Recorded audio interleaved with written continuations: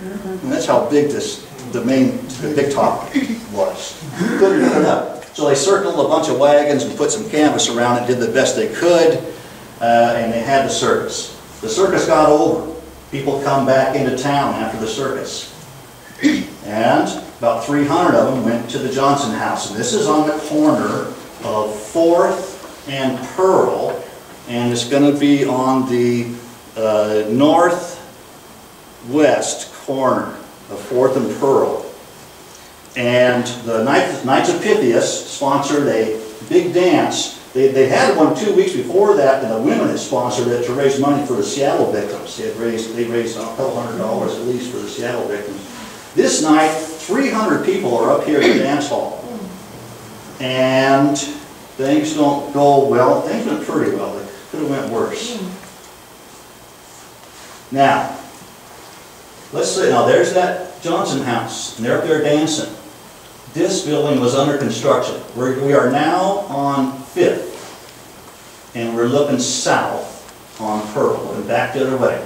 There is the, now there's 4th and Pearl, the Johnson house, the original Gettis brick, the first brick in town is right there. Across the street was the first Snipes Bank.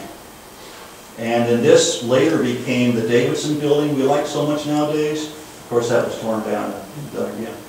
This bank here doesn't exist anymore, but it survived the fire because you see we're on 5th, and the fire started basically behind those buildings, and you know how the wind blows. I like this artist's rendition, but the smoke looks right for the wind, but the flag looks wrong.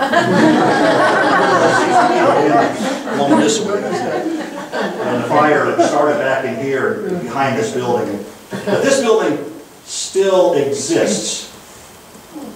This is the, I don't think it's a Nash block, it's called the Lynch block? Yep. Someone could help me. Yep, that's correct. Lynch block. That still exists. This bank does not, although it survived the fire and was used quite extensively by others. I know it was 1888 building, don't you? Yes, 1888 yeah, building is what I saw on the outside sign. So that gives you a perspective where it is. This right here is the hose cart. Where one of the where this particular one I don't believe was in that building, but this building held a similar piece of apparatus and it held a fire alarm. Well, 4th of July, we know that about 10:30 at night, and you guys, hopefully everybody has heard this story, 10:30 at night the fire starts, the alarm sounds, and here's one of the places they pulled fire equipment out of to fight the fire. Well, I have to stop just for a minute because there's such a heroic story. 300 people in the Johnson house, one exit, 3rd floor.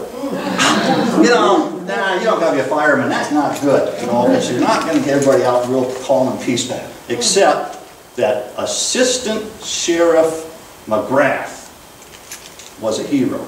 He knew the fire had already been burning enough, it had attacked this building.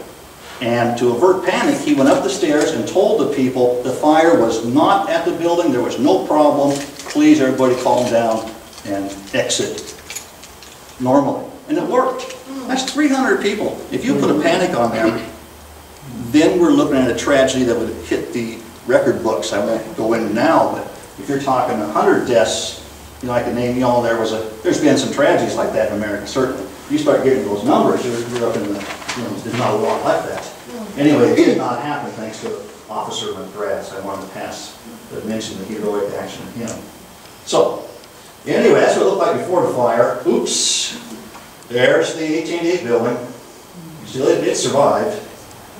And now we've walked over, you know, well, now we're on 4th and Main, looking back. And of course we're rebuilding right now. That still exists. This building never burned. It was under construction at the time. It's not there nowadays. There's a house that exists, that you can see the burn marks on the house. And right next to the house, basically, it was Anthony's Blue Front grocery store. And the back of the store is where the fire was discovered. And of course, with the wind blowing this way, back of the store is going in the alley. And it got a big head of steam up before anybody knew about it. Now these are, you know, this is after the fire, some reconstruction. But the fire come this way. And so that's a good perspective. Oh yeah, the missing boot. I don't know what to say. What? You tell me. That's odd, isn't it? I don't see his That's ghost. odd. I don't see his ghost anywhere. I can't tell you the photography issue there. But there was rumors of one set of bones in here that they never identified, whether it was animal or human. There may be a fire death associated with this fire. Maybe that's the, I don't know. I won't say anymore. It's a great picture. This was, the original Johnson house was here, next door to it, and this was rebuilt later, but there was the ashlar next to it. I bring this picture along because of a second hero story. A real estate man named Holbrook, while the fire's raging, Mr. Holbrook runs inside here to alert the occupants. He winds up trapped in the third story, and he doesn't jump out, he skinnies down a burning telephone pole, well not electric pole, and it was burned severely.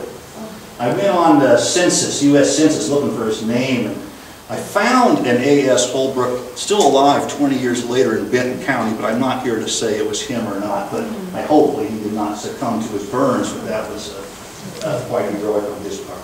So you can imagine the terror it went on. Now that was right across the street here, across 4th Street on Pearl, and here's the remnants of the original Gettis building, which was rebuilt. Of course, we know the current Gettis building. So that, and then you're looking back towards 3rd and Main, or 4th and Main right there. So there's an example of Gettis damage. And across the street, the Gettis was over here. Now across Pearl to 4th, to the other corner of 4th, and that was the very fancy Ben E. Snipes bank building. And you can see here, there's even a fire hydrant and some hose. I mean, there was a rudimentary water supply in town, and they did have some ability to fight the fire, but with the wind and the headway, you know, the fighting the fire didn't last long. It was trying to get stuff out of the buildings became the order of the day. But this was, but that's the remnants of the Snipe. And he rebuilt later, bigger and better.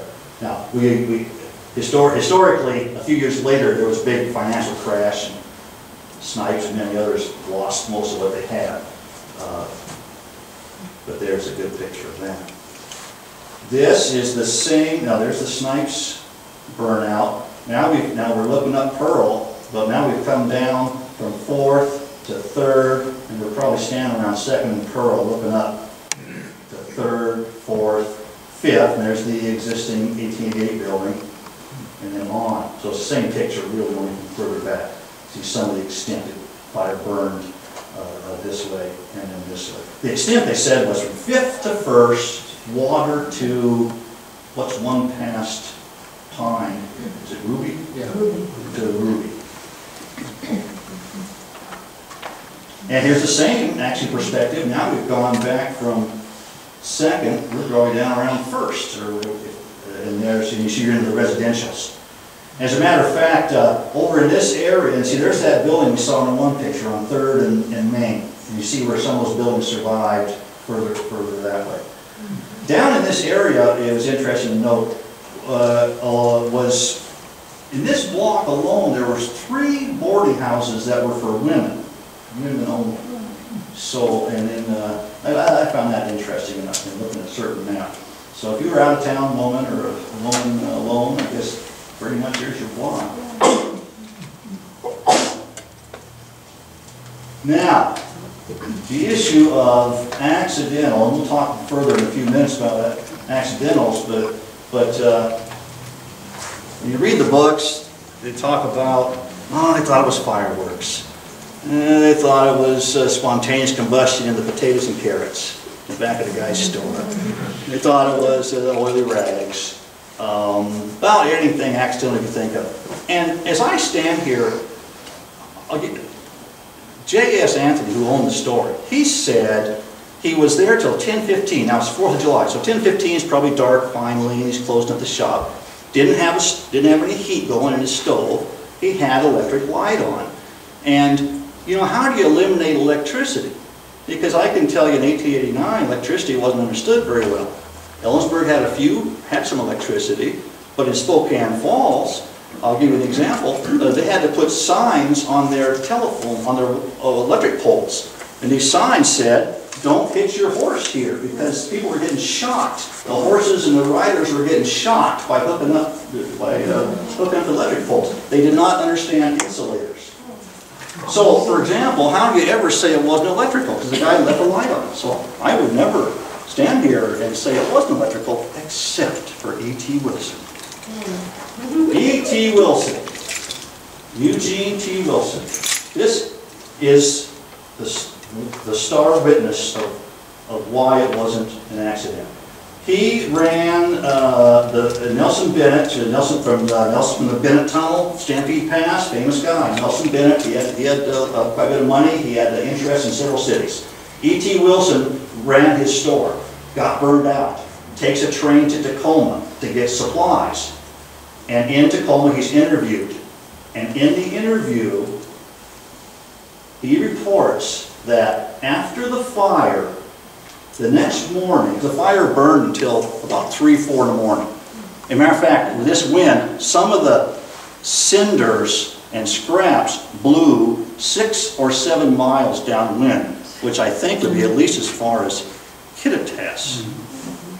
People were finding burned stuff. That's just a big fire.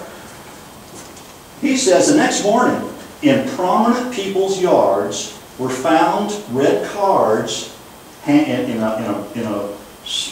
a script that said, "You have no pity, we show no mercy." Now, that's pretty tough if that's true. Now I got an eyewitness. Who's E.T. Wilson? How good a witness is he? And as I've studied this over the years, E.T. has become, I mean, how do you not believe the guy? This gentleman, he come to Washington Territory in 1870s to Pomeroy with his family. He fights in the 1877 Native Wars. He grows the first major apple crop in Pomeroy, harvests 10,000 pounds of apples. He marries a Pomeroy daughter, Clara Pomeroy. She's well educated. They move, he starts a newspaper. He moves to Dayton, he buys the Dayton Chronicle. He runs a newspaper there for some years. I think he kind of follows the railroad, I think. He winds up here with 4 kids, and he's running Nelson Bennett's mercantile store. He comes over, he gets his supplies, he tells this story. He comes back here and lives for a few more years. He gets appointed, he comes back here, and the next year, the citizens elect him, because we just became a state now, the citizens elect him as our first ever state senator from Kittitas County. He's the first ever state senator. Now, not only that, he's credited by Sam Moeller in his book, over here's Sam Moeller's room. Sam Moeller, who was the president of Central, credits E.T. Wilson as securing the college. And he's securing Central College to be for the state to give us Central. Well, E.T. Wilson is credited with that as a politician, if you will. Later on, he's appointed by 2 different presidents of different administrations to go help with banking problems in Montana during the banking crisis of the 1890s. He winds up in Seattle as a banker. He winds up in Tacoma, and Sadie helped me on this one. I hadn't gone through the old looking up census stuff, but she prompted me, so I looked at him, where'd he die at? Son of a gun, I ran across this guy when I was looking through some newspapers in Everett. At 71 years old, he had moved to Tacoma, my town, and he was walking down to his bank on Saturday and dropped dead from a heart attack in our neighborhood, in my current neighborhood.